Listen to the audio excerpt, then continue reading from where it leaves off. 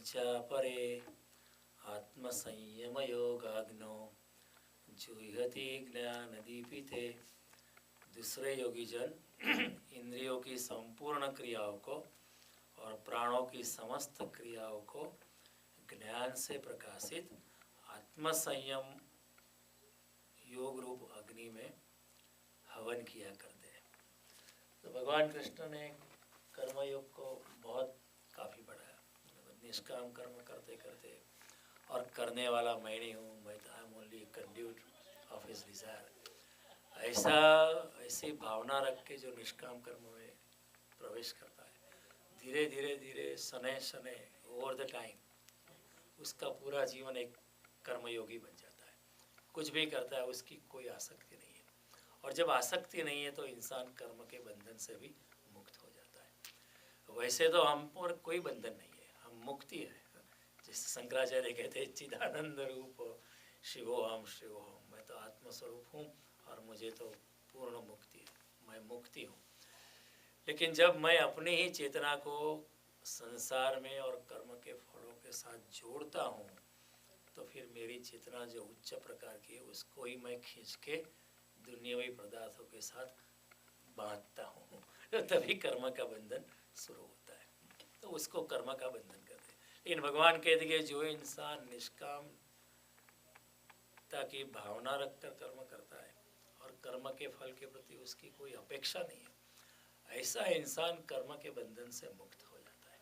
उसे कोई बंधन नहीं लगता है और कोई पाप नहीं लगता है। कर्म अच्छा हो या बुरा हो, जब तक if you are totally unattached, ऐसा इंसान बुरा कर्म कर भी नहीं कर सकता, कर ही नहीं सकता है। हम कहते हैं कि वो अच्छा करे या बुरा करे कोई फर्क नहीं पड़ता है, लेकिन बुरा वो कर ही नहीं सकता है। करना फिर क्यों बुरा करेगा?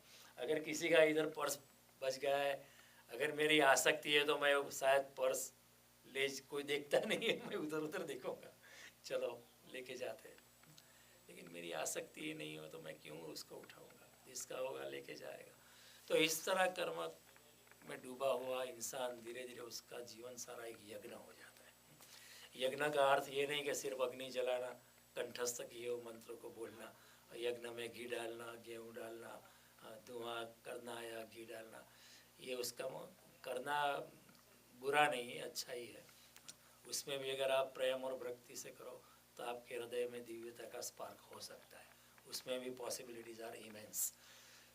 लेकिन भगवान कहते हैं कर्मयोग भी एक बड़ा गहन यज्ञ है और बड़ा कठिन भी है, क्योंकि आपके साथ समाज जो है, संसार के लोग हैं, आपको समझ नहीं पाएंगे। आपके अपने आप के लोगों ही, अपने रिश्तेदार ही आपको गलत ही समझेंगे। लेकिन भगवान कहते हैं फिक्र मत कर, पूरी प्रकृति तुम्हारे साथ है, पूरी दिव्य शक्तियाँ तुम्हारे साथ रहेगी, और तस्मात् सर्वगतम ब्रह्म नित्यम यज्ञ प्रतिष्ठितम, जो ब्रह्म चारों ओर व्याप्त है वो तुम्हारे निष्काम कर्म के यज्ञ में हमेशा हाजिर होगा। तो इसका जीवन एक यज्ञ हो जाता है। और जब ऐसा होता है तो भगवान कहते हैं ब्रह्मार्पणम ब्रह्म हविर ब्रह्माग्नो ब्रह्मणारुतम ब्रह्मेव तेन गंतव्यम ब्रह्म कर्म समाधिना। ऐसे इंसान के लिए चारों ओर ब्रह्म ही ब्रह्म उसको अनुभूति होती है, सभी में उसको ब्रह्म नजर आता है। यज्ञ में बोले गए मंत्र, यज्ञ में डाला गया यज्ञ द्रव्य या औषधि या वनस्पति, या यज्ञ में डाला गया घी, या यज्ञ से जो फल निपजता है, वो सब कुछ ब्रह्म स्वरूप ही उसके लिए हो जाता है। तो भूत मात्रा में वो ब्रह्म की अनुभूति करता है, और ऐसे इंसान के लिए कोई दुश्मन नहीं रहता है और कोई मित्र भी नहीं रहता है। ये समदृष्टि हो जाता है। ऐसा समत्व पाके इंसान खुद ब्रह्म स्वरूप ही हो जाता है। तो कर्मयोग में आगे चल चल के भगवान कहते हैं आप वही जगह पहुंच जाएंगे जैसे कोई रमण महर्षि सिर्फ अपनी कुर्सी में बैठकर ही ब्रह्म स्वरूप हो गया। उसी तरह कर्मयोगी भी निष्काम कर्म करता करता हुआ ब्रह्म स्वरूप हो सकता है। और फिर भगवान इधर अनेक प्रकार के यज्ञ की बात करते हैं। पहले यज्ञ में आपने बताया कि ये यज्ञ में, एक यज्ञ में इंसान अपनी इंद्रियों को सिकुड़ देता है, इंद्रियों को रसों को निवृत्त कर देता है, और दूसरे में भोग में डूबता है, लेकिन भोग से फिर भी अलिप्त रहता है, अपनी चेतना को अलिप्त रहता है। पूरा संसार में डूबा हुआ रहता है, लेकिन उसकी चेतना जो है बिल्कुल अलिप्त रहती है, और चेतना उसको छू भी नहीं सकती। तो ये भी एक रास्ता है, वो भी एक रास्ता है। कौन सा रास्ता अच्छा है, it depends upon the person, the type of the person. कोई आगे बढ़ा हुआ जो योगी होता है उसके लिए ठीक है, दूसरा मार्ग अच्छा रहता है, उसमें कोई प्रॉब्लम नहीं है, क्योंकि उसको माया छू भी नहीं सकती। आदित्य वर्ण तमस परस्तात्, भगवान कहते हैं माया मुझे छू भी नहीं सकती। मैं कितना भी भोग में डूबा हूँ, आपको नजर आऊँ, लेकिन भोग मुझे छू भी नहीं सकता है, क्योंकि मेरी आंतरिक चेतना जो है भोग से बिल्कुल अलिप्त है। पद्म पत्र इव अम्बसा, जैसे पानी में कमल पानी से अलिप्त रहता है, छुआ भी नहीं जाता है, उसी तरह उस योगी की चेतना अलिप्त रहती है। तो ये बातें भगवान ने बताई। फिर अब भगवान ने कहा कि सर्वाणि इंद्रियाणि कर्माणि प्राण कर्माणि चापरे आत्मसंयम योगाग्नो जुह्यति ज्ञान दीप्यते। दूसरे योगी जन इंद्रियों की संपूर्ण क्रियाओं को और प्राणों की समस्त क्रिया को ज्ञान से प्रकाशित, ज्ञान के द्वारा उद्भवित आत्मसंयम योग रूप में अग्नि में हवन किया करते। तो भगवान कहते हैं आत्मसंयम जो करते हैं वो भी एक तरह का यज्ञ है, अपने आप को संयम में डालता है। तो अज्ञानी अगर भगवान के चरणों में कुछ पेश करता है तो अज्ञानी उसी को ही पेश जिसमें उसकी आसक्ति है। अज्ञानी भगवान के चरणों में वही रखता है जिसमें अज्ञानी की आसक्ति है, क्योंकि अज्ञानी को खुद का पता नहीं, वो अपने आप को नहीं जानता है और परमात्मा को भी नहीं जानता। जैसी उसकी मति चलती है उसी के हिसाब से वो करता है।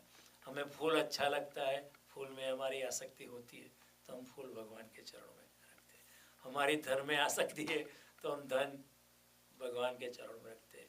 हमको जो भी अच्छा लगता है वो हम भगवान के चरणों में रखते हैं। लेकिन जब ज्ञान होता है तो आप पूरी दृष्टि बदल जाती है, क्योंकि इंसान ये चेंज्ड इनसाइड आउट, पूरा आत्म परिवर्तन हो जाता है। और जब आत्म परिवर्तन होता है तो जो ज्ञान में अच्छा लगता है वो ज्ञान में अच्छा लगे ऐसा जरूरी नहीं है। तो ज्ञानी क्या करता है कि फूल को नहीं चढ़ाता है, लेकिन अपनी सुगंध की जो मनोवृत्ति है, सुगंध की जो आंतरिक इंद्रिया है उसको ही चढ़ा देता है, यानी अपनी इंद्रियों को ही चढ़ा देता है। अब ये समझना जरूरी है, इंद्रियों को चढ़ा देना ऐसा नहीं कि अपनी आंखें फोड़ देता है, ऐसा नहीं कि अपने कान नाक बंद, नहीं नहीं, इंद्रिया को let them remain as they are, let them even become more powerful. एक योगी की सुगंध शक्ति अपने से ज़्यादा होती है। एक योगी की सुनने की शक्ति हमारे से ज़्यादा होती है, क्योंकि वो विशुद्ध चेतना में ठहरा होता है, तो उसकी इंद्रियां भी बड़ी विशुद्ध हो जाती है। योगी बहुत कुछ देख सकता है जो हम नहीं देख सकते, हम नहीं देख पाते। उसको एक तीसरी आँख भी अंदर से जागृत हो जाती है। ये भगवान शिव जी ने बताया है पार्वती को, जब 112 मेडिटेशन टेक्निक विज्ञान भैरव तंत्र में शिव जी ने बताई, तो उसमें 5वीं टेक्निक में भगवान शिव जी ने आप शिव नेत्र को किस तरह जागृत कर सकते हो वो भी बताया।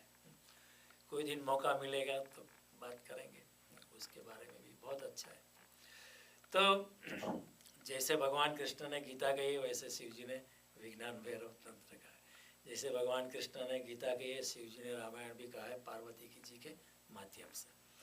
तो ये बड़ी सोचने जैसी बात है कि ज्ञानी जो है कि भोग को नहीं लेकिन स्वाद की इंद्रियों को ही भगवान के चरणों में रखता है। अभी स्वाद की इंद्रियों को भगवान के चरणों में रखने का मतलब नहीं कि अपनी जीभ को काट देता है, ऐसा नहीं।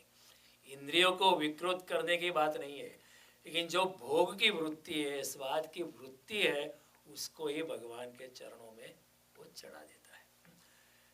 वासना की वृत्ति, सेक्स की वृत्ति को ही भगवान के चरणों में वो अर्पित कर देता है।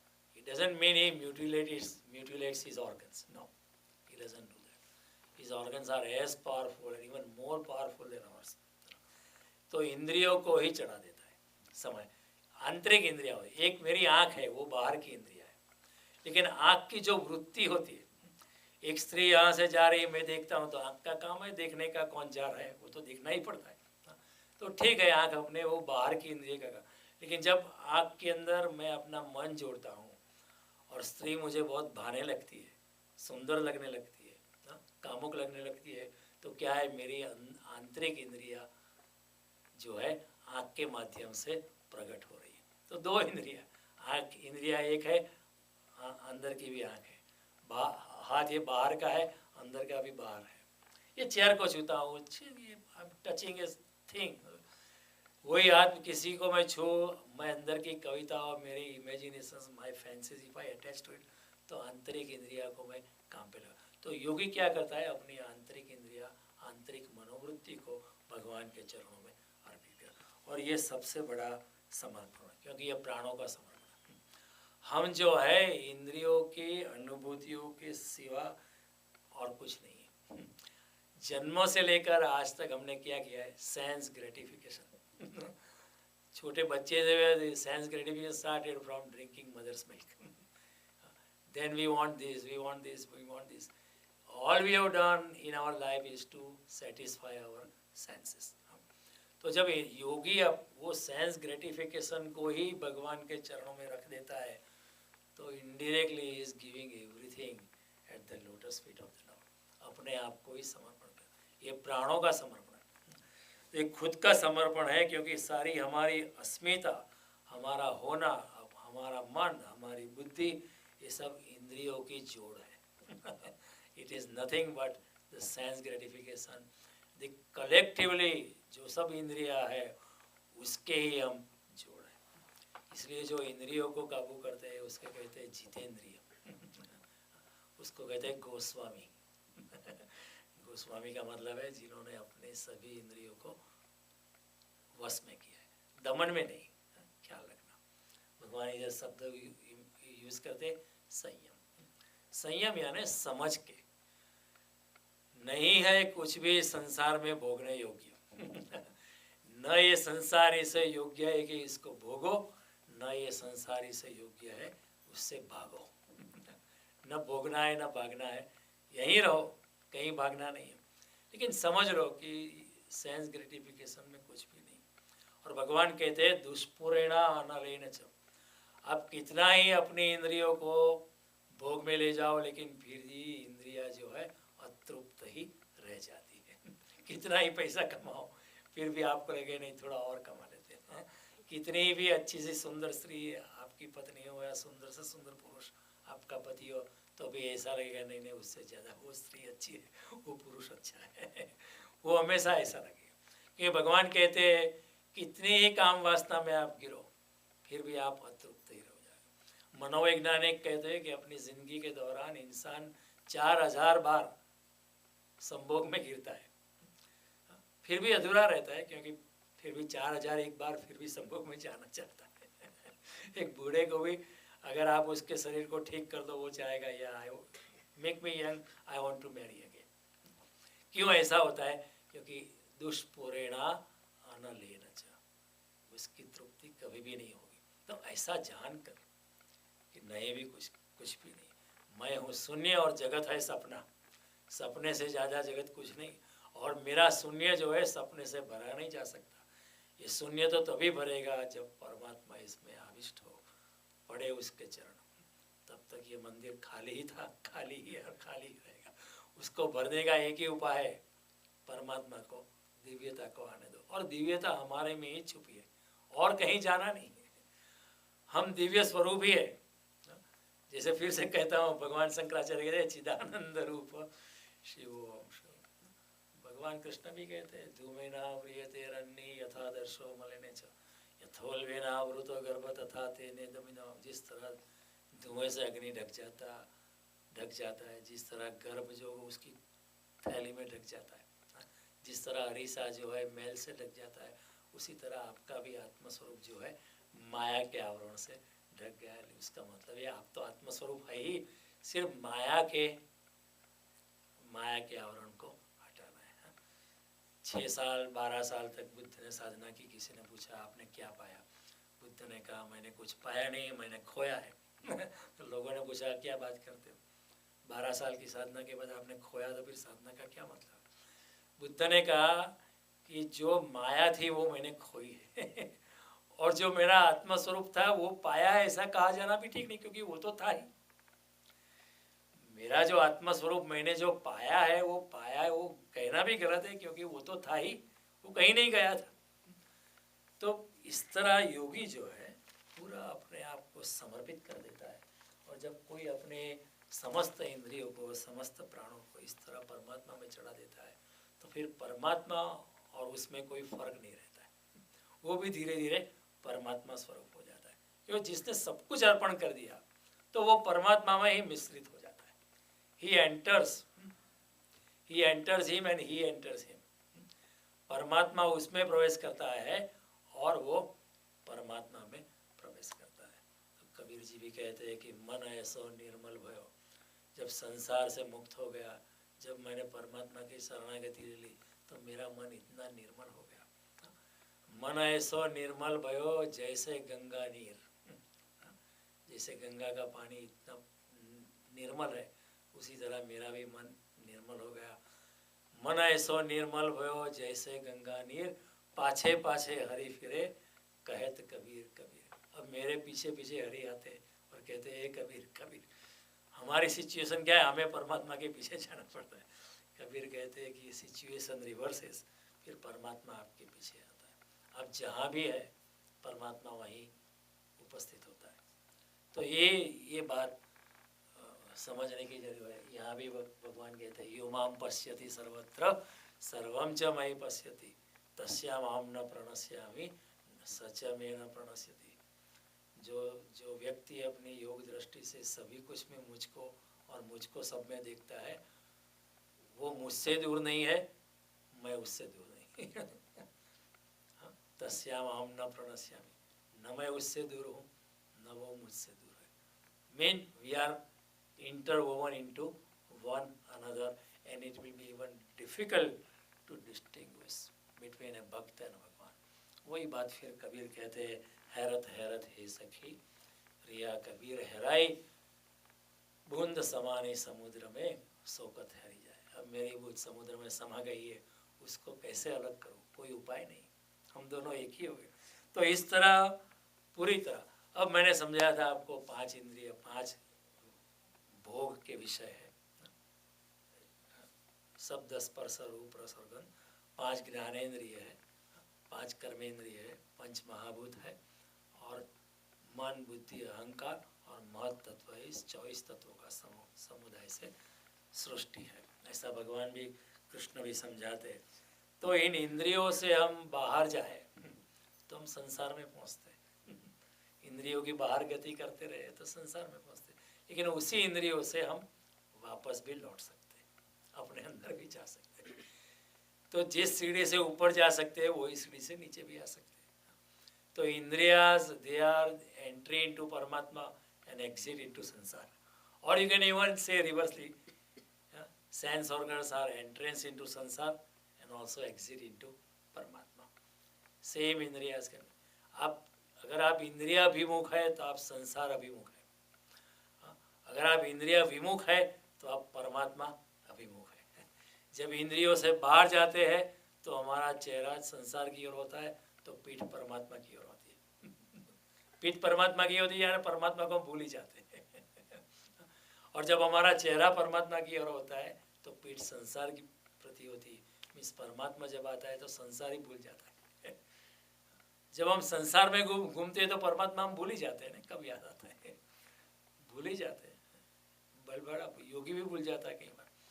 लेकिन जब परमात्मा में हम प्रवेश करते हैं तो संसार अपने आप भूल जाता है। तो शंकराचार्य कहते हैं ज्ञाते तत्वे को संसार। जब परमात्मा को तत्व रूप से जान दिया तो आपका संसार अपने आप गिर जाएगा, आपको गिराने की जरूरत नहीं। तो सवाल ये नहीं कि संसार से कैसे मुक्त हो, सवाल ये है परमात्मा के साथ कैसे एकात्मकता हम साध पाए। जैसे ही परमात्मा में हम लीन होने लगे संसार अपने आप बिखरने लगे। तो संसार का कोई विरोध नहीं करना है, क्योंकि संसार भी तो परमात्मा का स्वरूप है। There are 2 unlimited things. अंदर जाओ तो परमात्मा अनलिमिटेड है, बाहर जाओ तो संसार भी अनलिमिटेड है। Have you thought of it? There are 6 billion people on the planet. Everybody has a different संसार। आपका संसार मेरे संसार से अलग है। आपको जब दुख होता है तो मुझे नहीं दुख होता है, क्योंकि आपका संसार ही अलग है। क्या करें, आप जब बड़े खुश होते हैं मुझे इतनी खुशी नहीं थी, क्योंकि मेरा संसार अलग है। आपका संसार इज अनलिमिटेड और परमात्मा इज ऑल्सो अनलिमिटेड।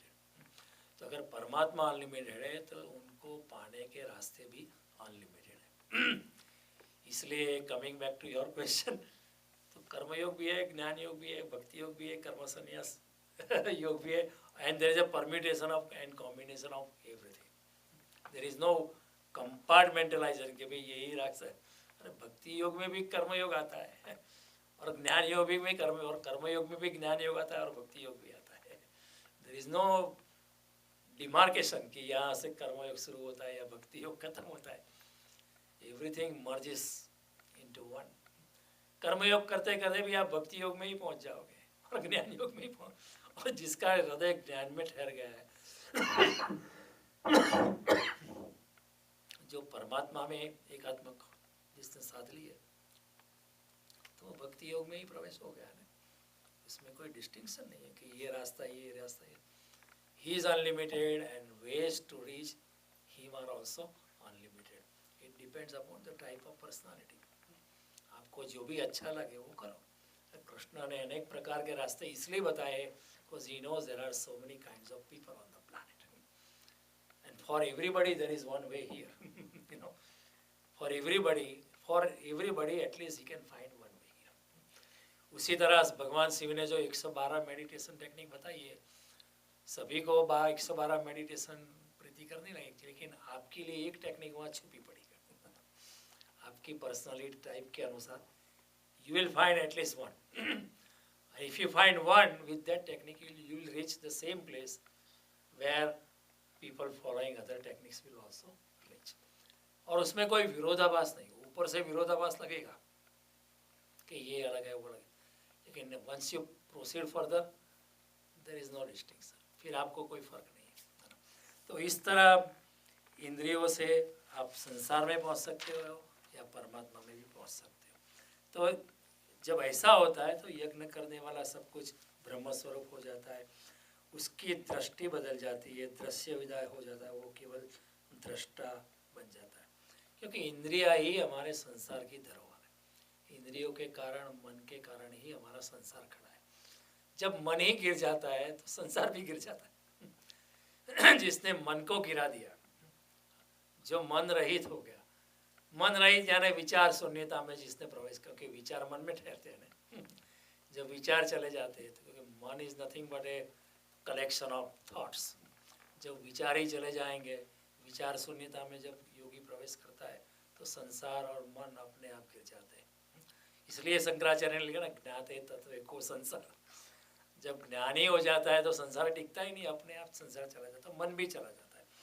तो इसी तरह ज्ञानी और योगी जन इंद्रियों भोग के साधनों को नहीं, लेकिन जिससे वो भोग का अनुभव करता है वैसे इंद्रियों को ही वो परमात्मा के चरणों में रख देता है।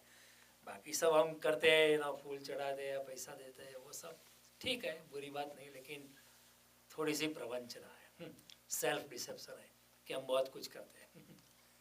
योगी कहेगा ये ठीक है, आप पैसा चढ़ाते हो, फूल चढ़ाते हो, कोई बुरी बात, नारियल चढ़ाते हो, कोई बुरी बात नहीं, अच्छी ही बात है।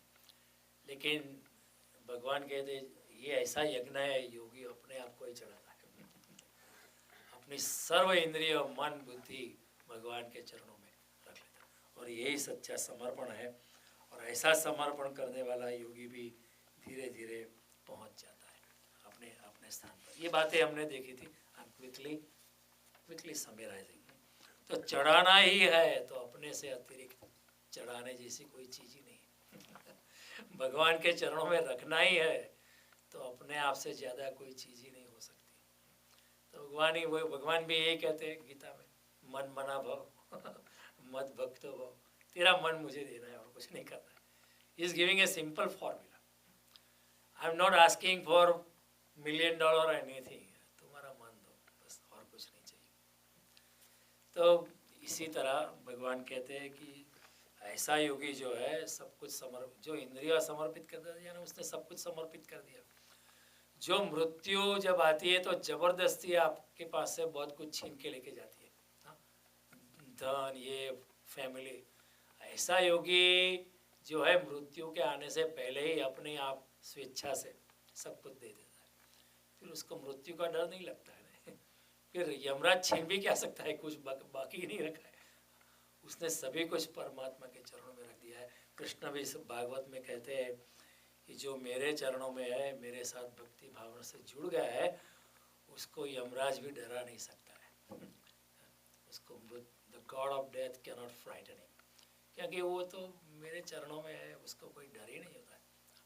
और जब डर जो भगवान के चरणों में जब कोई आता है तो क्या होता है, अभयम सत्व संशुद्धि ज्ञान योग व्यवस्थित। 16 चैप्टर में पहले श्लोक में भगवान कहते हैं कि मेरा जो भक्त है अभय होता है। अभयम सत्व, किसी से भी नहीं डरता है, क्योंकि जब मौत से भी नहीं डरता है तो फिर ज़्यादा से ज़्यादा डरने की डराने वाली चीज़ जगत में क्या है, मौत है। जो मौत से भी नहीं डरता है, मौत को भी कहता है welcome any time you can come and take me, तो उसको क्या डर है, उसे कोई डर ही नहीं। तो भगवान कहता है मेरा भक्त जो होता है अभय होता है।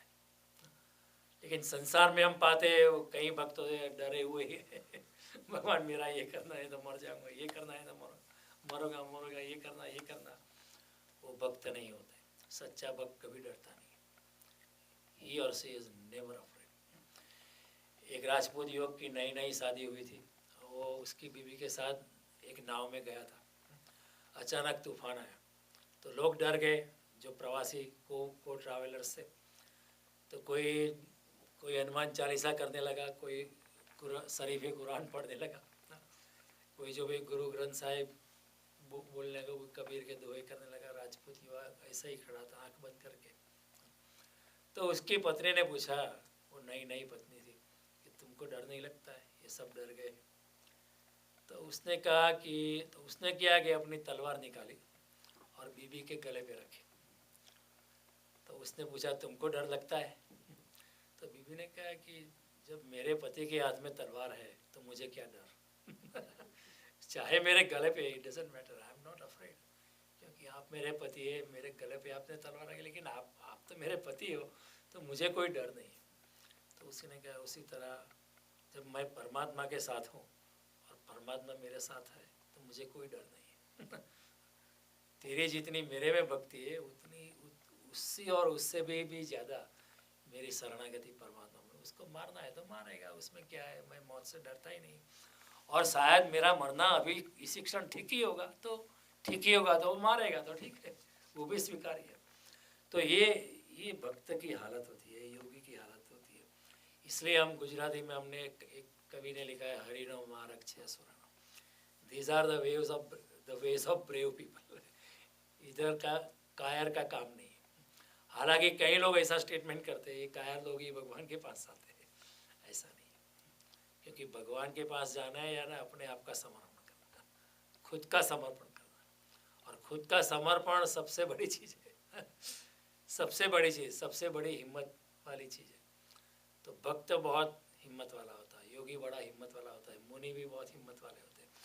तो इस तरह जो इंसान होता है, जो ये भगवान संयम आग्नि की बात करते हैं कि अपने आप को धीरे धीरे अपनी सभी इंद्रियों की वृत्तियों को, सभी इंद्रियों की भोग की वृत्तियाँ जो है वो धीरे धीरे परमात्मा में समर्पित कर। बाकी सब धोखा होता है। लोग बकरे को चढ़ा देते हैं, वो धोखा है टर्की को चढ़ा देते हैं थैंक्स गिविंग में, वो भी धोखा होता है। हमने नेपाल में हिंदू फेस्टिवल की बात की, वो भी एक धोखा है। 5 लाख पशुओं का बलिदान हो जाता है, वो सब धोखा है। चढ़ाना ये है तो मनोमन अपने आप को परमात्मा में समर्पित करो, उससे ज़्यादा समर्पण और कुछ है नहीं। तो भगवान कहते हैं ऐसा इंसान अपनी इंद्रियों को संयम रूपी अग्नि से भगवान के चरणों में रख देता है। यानी संयम रूपी अग्नि से अपनी भोग की जो वृत्ति है उसको आंतरिक दृष्टि से जला देता है, फिर भोग की वृत्ति ही खत्म हो जाती है। ठीक है, अगर ऐसा नहीं कि वो ऐसा कहेगा नहीं नहीं हम तो नहीं खाते, आपके घर आएगा आप उसको कोई मिठाई देंगे तो कहेगा नहीं नहीं हम तो मिठाई नहीं खाते, हम तो संयम अग्नि में, ऐसा नहीं, खाएगा, प्रेम से खाएगा, क्योंकि वो मिठाई में भी भगवान उसको ब्रह्म का स्वरूप नजर आता है ना। अन्नम ब्रह्म वो कहेगा, रसो वैसा, अन्न में भी ब्रह्म है, आप देते तो लेंगे, इसमें क्या है, उसमें कोई बुराई नहीं है। लेकिन कल फिर आएगा तो वो एक्सपेक्ट नहीं करता है कि लास्ट टाइम आया था आपने पकौड़े खिलाए थे, आप अभी भी खिलाओ, वो नहीं ऐसा। आप देखिए तो ठीक है, जो भी देखो वो मीरा की हालत हो जाती है, करना फकीरी फिर क्या दिलगिरी, सदा मगन में रहना जी। कोई दिन लाड़ू, कोई दिन भोजन, कोई दिन लाड़ू, कोई दिन फाकम फाका जी, कोई दिन ढोलिया, कोई दिन तलाई, कोई दिन भोई पर लौटना जी। मीरा कहे प्रभु गिरधर नागर, आई पड़े सो। जो आता है, जो परमात्मा देता है, उसे परमात्मा की कृपा समझकर उसका आनंद लेना है, क्योंकि उसमें भी ब्रह्म है, उसमें भी परमात्मा है, किसी चीज़ का विरोध नहीं है। तो मीरा आपके घर में मेहमान अगर हो जाए, आप कहेंगे मैट्रेस पे आप सोना, तो वो कहेगी, वो ऐसा नहीं कहेगी, नहीं मैं तो भूई पे ही सोती हूँ, मैं मैट्रेस पे नहीं सोने वाली, मेरा ठीक है मैट्रेस पे सोएंगे। लेकिन मैट्रेस में आसक्ति नहीं है, वो कल उम्मीद नहीं करेगी कल भी मैट्रेस मिलेगी, कल उसको कोई उम्मीद नहीं है, नो एक्सपेक्टेशन। जो भी परमात्मा देता है वो शिरोमान्य है, वो भी ठीक ही है जो परमात्मा करता है। इस तरह का जो बलिदान जो है अपनी इंद्रियों, मन और बुद्धि को, उसको भगवान कहते संयम रूपी अग्नि में अपने आप को भगवान के चरणों में रख देता है। ये भी एक प्रकार का यज्ञ है। और फिर भगवान ने योगाग्नि, सर्वाणी इंद्रियाणी कर्माणि प्राण कर्माणि च आत्मसंयम योगाग्नो जोहति ज्ञान दीपित।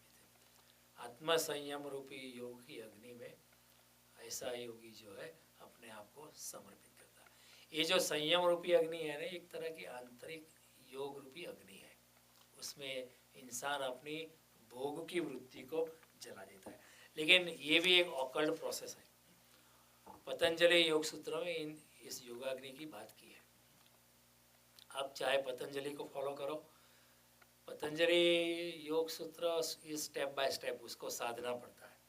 यम, नियम, आसन, प्राणायाम, प्रत्याहार, धारणा, ध्यान, समाधि, योग की प्रक्रिया है, कठिन होती है। लेकिन जो भक्त होता है बड़ा स्मार्ट होता है, पहले से ही अपने आप को समर्पित कर देता है। इतनी लंबी प्रक्रिया से क्यों गुजरने का। इसलिए मैं आपसे कहूँगा कि आप नारद भक्ति सूत्र या कृष्ण का भक्ति योग है उस पर ज़्यादा ध्यान दें। पतंजलि योग सूत्र अच्छा है, भगवान पतंजलि ने बहुत अच्छी बातें बताई है, लेकिन ये जो रास्ता है ना, इसमें आपका अहंकार बढ़ सकता है, क्योंकि उसमें आप कहेंगे देखो ये मैं जानता हूँ, आप लोग नहीं जानते हो। मैं अपनी सांस को नियमित कर सकता हूँ, आप नहीं कर सकते हो। इसमें भी अहंकार के बढ़ने की संभावना है। तो ये लेकिन कई लोगों को यही करना पसंद पड़ेगा। कई लोग कहेंगे कैनेसो माउंटेन पर क्यों मैं चढ़ूँ, सीधा माउंट एवरेस्ट पे ही चढ़ूँगा, ताकि कम से कम अखबार में मेरी फोटो आएगी। कैनेसो माउंटेन में क्या चढ़ने का। कोई योगी कहेगा हिमालय पे चढ़ के भी क्या करोगे। आखिर में तो परमात्मा की शरणों में जाना है, तो कैनेसो माउंटेन पे भी जा सकते हो, और यहाँ बैठे बैठे भी जा सकते हो। वहाँ हिमालय पे जाने की कोई ज़रूरत नहीं, यहाँ बैठे बैठे भी परमात्मा को पा सकते हो। ये योगी जो है बिल्कुल निरहंकारी है।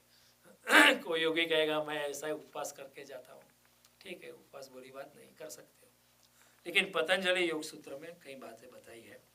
तो ये भी एक ऑकल्ट साइंस है।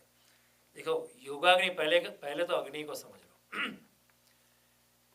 हर चीज़ में अगर आप उसका विभाजन करें, ये कैमरा है, अगर उसके आपके एटम में जाओ तो फाइनेस्ट पार्टिकल, उसका विभाजन करें तो आपको क्या मिलेगा, आपको फिर मैटर नहीं मिलती, आपको एनर्जी मिलती है, वेव्स मिलते हैं। You will find electron, neutron and proton, वो तीन चीज़ आपको मिलेंगी, and they are in the wave form, they are in the form of energy, or they are electrical things.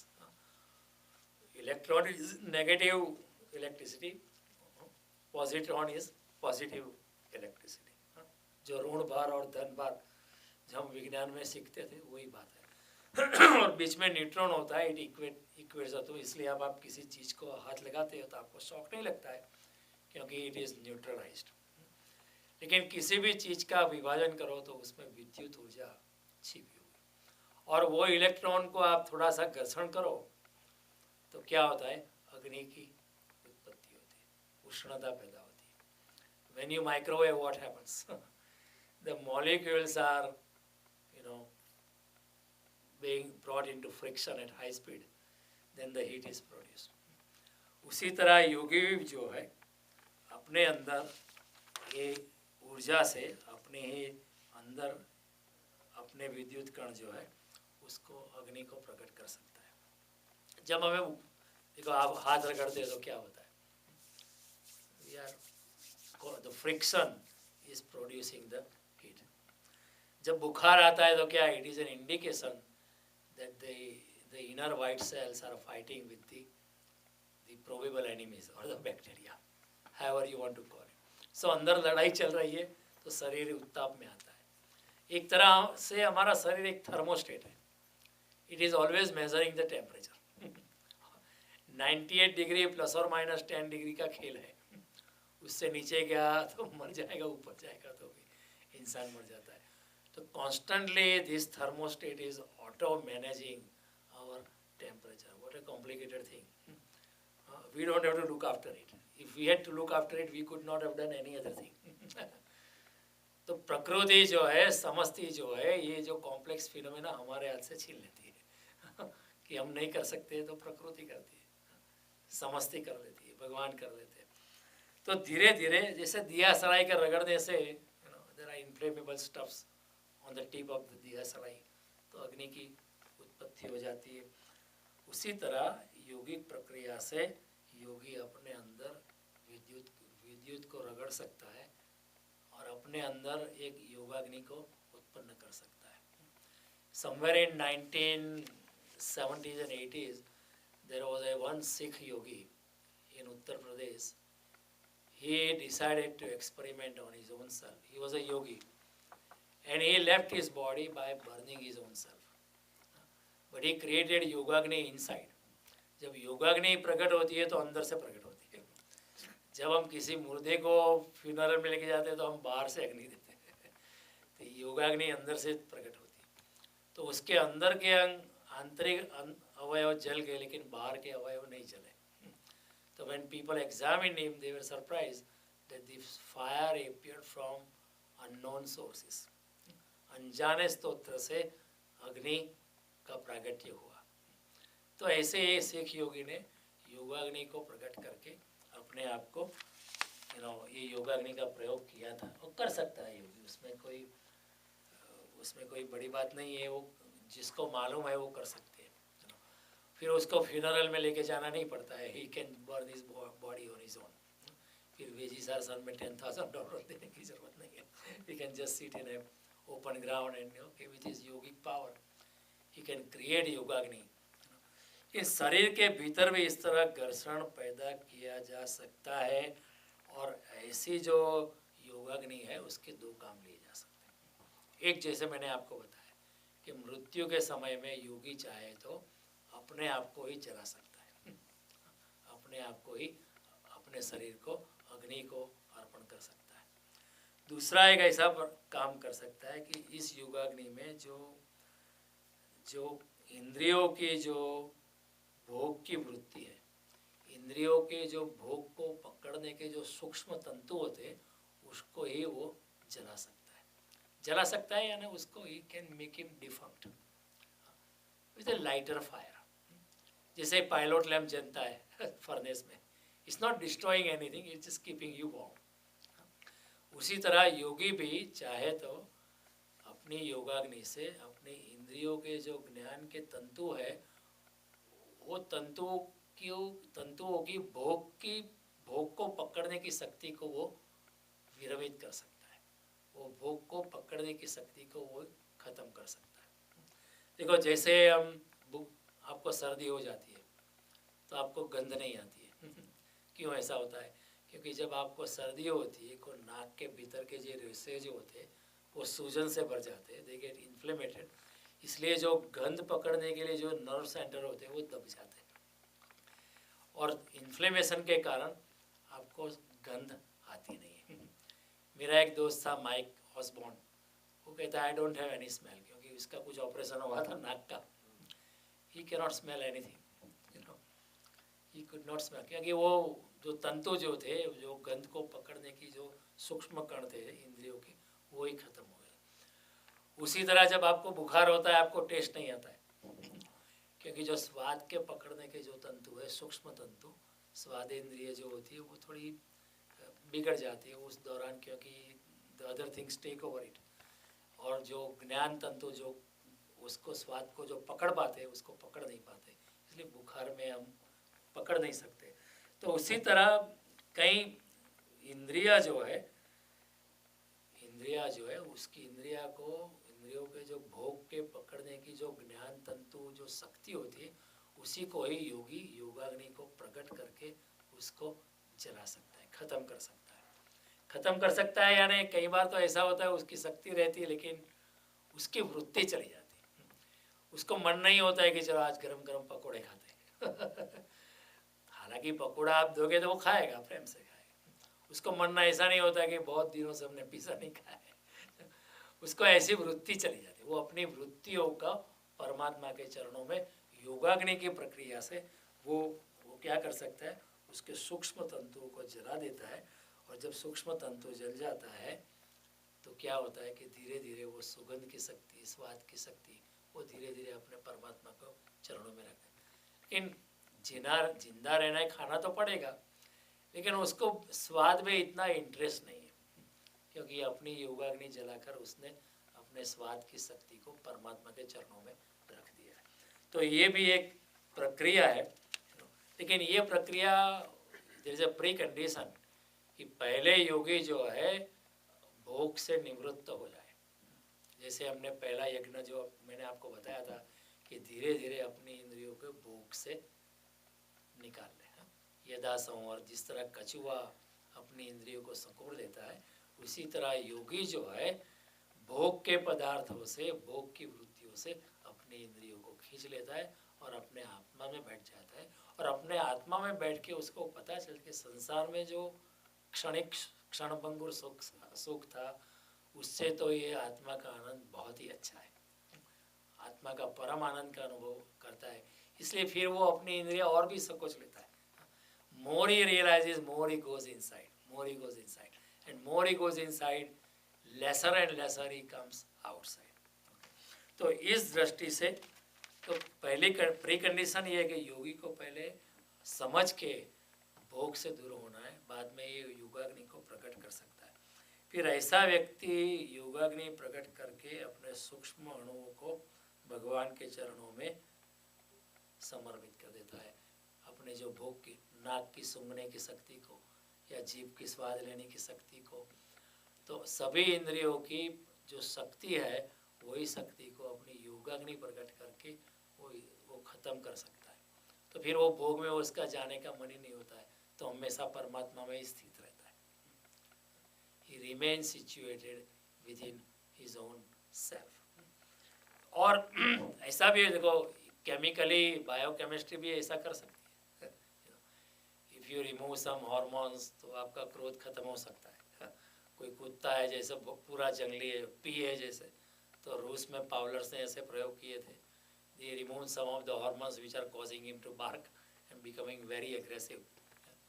फिर उसको ऐसे थोड़े से रस के 2-3 चम्मच निकाल दिया, वो कुत्ता भौंकेगा ही नहीं फिर बिल्कुल थोड़ा सा गाय जैसा हो जाएगा। ऐसा हो सकता है। So biochemistry can also do it, but biochemistry is dangerous because some other totalitarian government, सरमुख्तिया सरकार, तानाशाही सरकार आपके साथ प्रयोग कर सकती है, आपको बिल्कुल इम्पोर्टेंट बना देगी जैसे आप है ही नहीं। लेकिन योगाग्नि में डेंजर नहीं है, क्योंकि योगाग्नि का प्रयोग तो खुद पे ही करना पड़ता है, किसी और पे आप नहीं कर सकते। तो इस तरह योगाग्नि को प्रकट किया जा सकता है। योगी अपने ही अंदर अपने ही शरीर में वो फ्रिक्शन करके एक थोड़ा सा योगाग्नि जला सकता है। और वो योगाग्नि का दो उपयोग लिया जा सकता है। एक उपयोग ऐसा है कि इंद्रियों के जो भोग की वृत्ति जो है, वो वृत्ति को वो योगाग्नि में जला सकता है। आत्मसंयम योगाग्नो जुह्यति ज्ञानदीपिते। ऐसा ज्ञानी योगी आत्मसंयम रूपी अग्नि से प्रकट हुई योगाग्नि में अपने को जला देता है। वो एक यज्ञ है। देखो भगवान ये शब्द इस्तेमाल करते हैं, आत्मसंयम योगाग्नो जुह्यति ज्ञान दीपित। ऐसा ज्ञान से प्रकाशित योगी आत्मसंयम रूपी यज्ञ में आत्मसंयम रूपी योगाग्नि प्रकट करके अपने भोग की वृत्ति को उस यज्ञ में समर्पित कर देता है। तो योगाग्नि प्रकट करने की भी बहुत विधियाँ है, लेकिन हमको प्रयोग नहीं करने का, because it can be very dangerous. एक प्रयोग ऐसा है कि योगी ऐसा परमात्मा में लीन हो जाता है कि धीरे धीरे वो अपने शरीर को भूल जाता है। शरीर को भूल जाता है तो क्या होता है कि वो खाना पीना भूल जाता है। जब खाना पीना भूल जाता है तो उसका शरीर बहुत सूख जाता है, जैसे सूखी लकड़ियाँ हो जाती है ना, तो सूखी लकड़ियाँ कैन कैच फायर क्विकली। आप गीली लकड़ियों को जलाएंगे तो उसमें से धुआं निकलता है, जल्दी से फायर प्रकट नहीं। लेकिन जब लकड़ी बहुत सूखी हो जाती है तो slight change can cause fire. थोड़ी सी हवा ज़्यादा आ गई, थोड़ा सा, जंगल में फायर ऐसे ही होते हैं ना, the two branches of a tree started rubbing each other with wind or and then the fire started. उसी तरह योगी परमात्मा में इतना लीन हो जाता है कि उसको अपना शरीर का ख्याल नहीं रहता है, वो खाना पीना भी कई बार भूल जाता है। तो इस प्रक्रिया में उसका शरीर बहुत सूख जाता है, वो पानी भी भूल जाता है, तो उसका शरीर जो है रूखा सूखा हो जाता है। Anything can spark and trigger A fire, ऐसा हो जाता है। और फिर ऐसी अवस्था में वो क्या करता है, अग्नि की धारणा करता है। ऐसी जब अवस्था आती है तो सूर्य पर त्राटक, आपने सुना होगा कि वो त्राटक, ऐसा योगी त्राटक कर सकते, यानी निश्चित समय पे, निश्चित मात्रा में, निश्चित प्रक्रिया से सूर्य की किरणों को अपनी आंखों के द्वारा वो अंदर ले जाता है। Don't do it on your own because you can destroy your eyes. Okay, क्योंकि ये हमारे लिए नहीं है, ये सब आगे बढ़े हुए जो पतंजलि योग सूत्र में धारणा के स्टेज पर पहुंचा है उसके लिए। यम, नियम, आसन, प्राणायाम, प्रत्याहार, फिर जो धारणा में आगे पहुंचा है उसके लिए, हमारे लिए नहीं है। ऐसा योगी क्या करता है कि उसका शरीर बिल्कुल सूख गया है, एक सूखी लकड़ी जैसा हो गया, और ऐसे हालत में सूर्य के किरणों को, शायद सुबह सुबह सूर्य की किरण, जो कोमल किरण निकलती है, उसको निश्चित मात्रा में, निश्चित प्रक्रिया से, निश्चित समय पे वो सूर्य की किरणों को अपनी आँखों के माध्यम के द्वारा वो भीतर लेके जाता है, और फिर आँख बंद करके वो ज्योति की धारणा करता है, सूर्य के किरणों की धारणा करता है, और उस धारणा में उष्णता की धारणा करता है कि उसमें भी गर्मी है, और ऐसी धारणा से वो एक अग्नि का प्रागट्य हो जाता है, जिसको कहते हैं योगाग्नि। तो टू स्टेप्स, एक स्टेप ऐसा है कि वो भूल ही जाता है अपने आप को, तो उपवास की स्थिति में आ जाता है। जैसे महावीर स्वामी अपने आप को भूल ही गए, इतने उपवास हो गए, पूरे साल उपवास हो गया, पूरे साल उपवास होता है, फिर भी योगी जिंदा रहता है, क्योंकि फिर उसका शरीर जो है ना दूसरे रास्ते ढूंढ निकालता है। वो सूरज की किरण से भी ऊर्जा लेके जा सकता है, वो हवा से भी, they can feed themselves with air also, they can feed themselves with the sun rays also। ऐसे एक है इंसान है जानी करके सौराष्ट्र में, उन्होंने आज तक कभी सालों से खाना छोड़ दिया है और अभी भी जिंदा है, और the team of BBC doctors had gone to examine him. All his body functions are working normally and he has not eaten anything since many years. तो जब योगी परमात्मा के चरणों में मस्त हो जाता है, उसका शरीर को भूल जाता है, तो उसका शरीर जो है it finds other ways to keep it alive. Shrimad Bhagavat में भी ये वर्णन आता है कि माता देवहूति ने ऐसे ध्यान में डूब गई, अपने ही पुत्र कपिल देव के उपदेश के बाद जब कपिल देव वन में चले गए, तब माता देवहूति ने भगवान का ध्यान शुरू किया, और ध्यान में सालों चले गए, सालों बीत गए, उनको अपने शरीर का ख्याल ही नहीं रहा, और उनका शरीर इतना सूख गया था, it became like a stick. तो ऐसा योगिक अवस्था में क्या होता है कि शरीर को बाहर से भोजन लेने की ज़रूरत नहीं रहती, शरीर अपने आप परमात्मा की कृपा से भोजन लेने के कहीं और मार्ग जो है निकाल लेता है, और ये संभव है। There are many organisms, they are deriving their life energy from sun. They are not eating anything. There are many organisms, they just need air, they don't need anything, they derive that food out of it. तो ये भी हमारे शरीर को भी इस अवस्था में लाया जा सकता है. तो देयर आर 2 स्टेप्स कि उपवास और फिर अग्नि की धारणा. निश्चित मात्रा में, निश्चित समय पर, निश्चित प्रक्रिया से सूर्य की किरणों को अपनी आंखों से योगी अंदर देके जाता है और फिर उसके बाद आंख बंद करके ज्योति की, सूर्य की ज्योति की धारणा करता है. तो फिर अचानक सूक्ष्म अग्नि पैदा हो जाती है. It's just light and sound.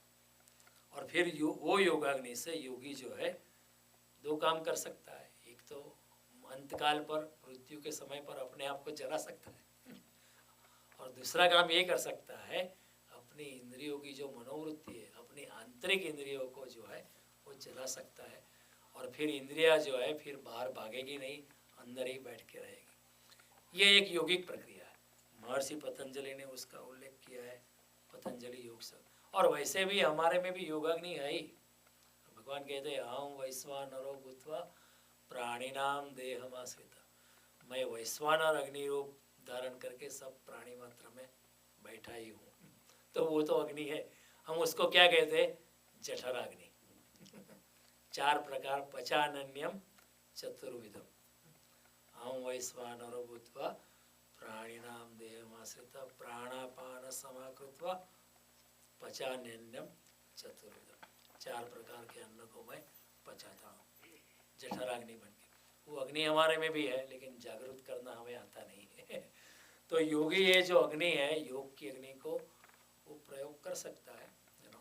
Krishna ने उसकी बात जानबूझकर छोड़ दी है. कृष्ण ने ये योगाग्नि की जो प्रक्रिया है वो कृष्ण ने जानबूझकर छोड़ दी. योगाग्नि का नाम दिया है लेकिन ज़्यादा समझाया नहीं है क्योंकि कृष्ण जानते हैं कि कलयुग में ये लोग कर नहीं पाएंगे, ये बहुत नामुमकिन है. तो कृष्ण आसान रास्ता बताते हैं.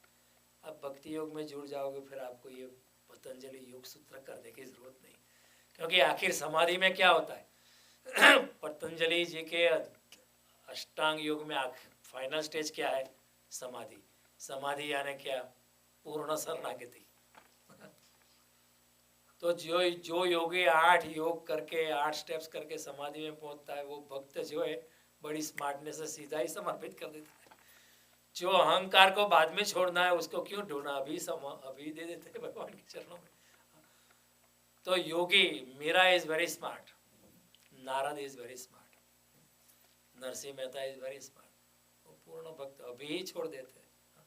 जिसको आखिर में छोड़ना है उसको क्यों ढूंढना, क्यों गले में लटका के फिरने का, क्यों इतना भार वहन करने का. अभी से हम शरणागति लेते हैं. तो भगवान, लेकिन सभी यज्ञ की इधर बात करते हैं तो भगवान ने योगाग्नि की भी बात की है. लेकिन हमको प्रयोग नहीं, क्योंकि योगाग्नि जगाने के अनेक मेथड्स हैं. There are many steps.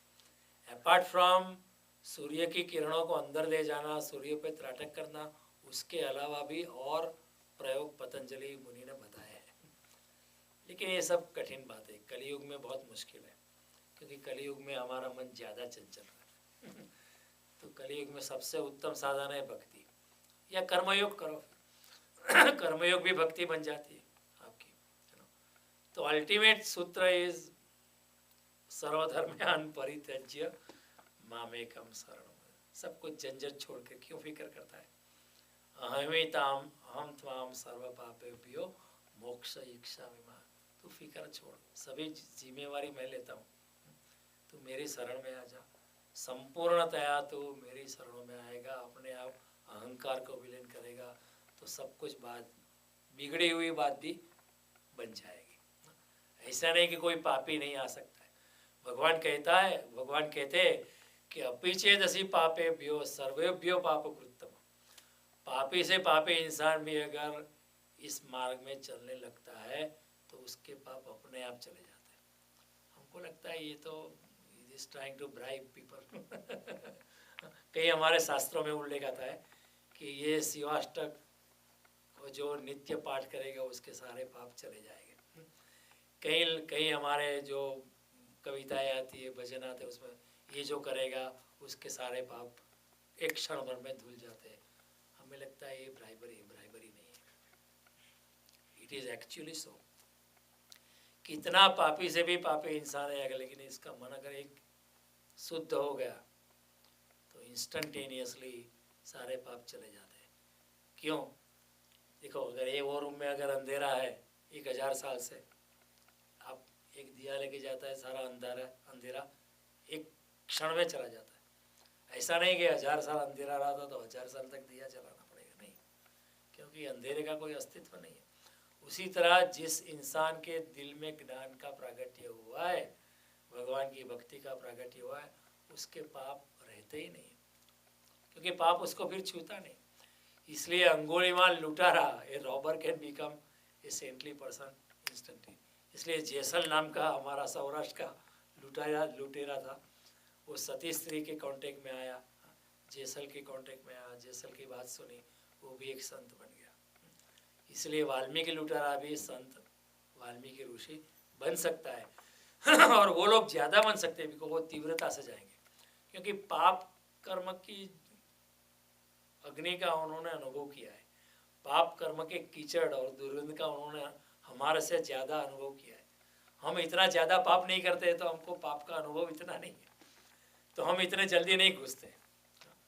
हमारा क्या है कि एक मेढक, जो इन्होंने प्रयोग किया था साइंटिफिकली कि एक मेढक को पानी में धीरे से पानी चलाया, पानी को गर्म करना चालू किया, धीरे धीरे पानी उबलने लगा, वो मेढक मर गया, क्योंकि धीरे धीरे होता रहता था मेढक, वो it kept on adapting to it, जितनी गर्मी बढ़ी तो it try to adjust to it.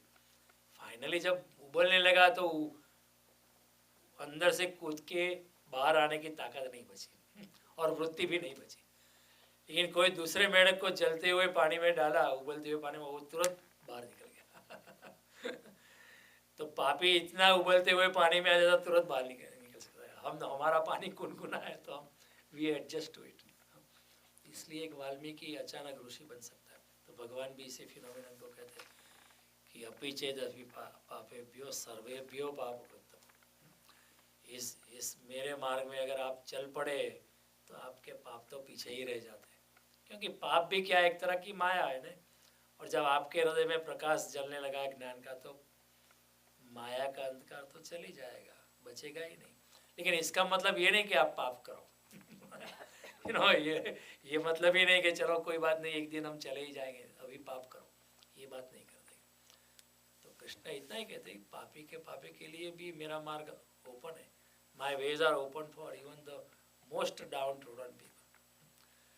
तो हमने योगाग्नि की बात की और ये श्लोक को पूरा किया। अभी अगले मंगलवार को हम हमारी यात्रा को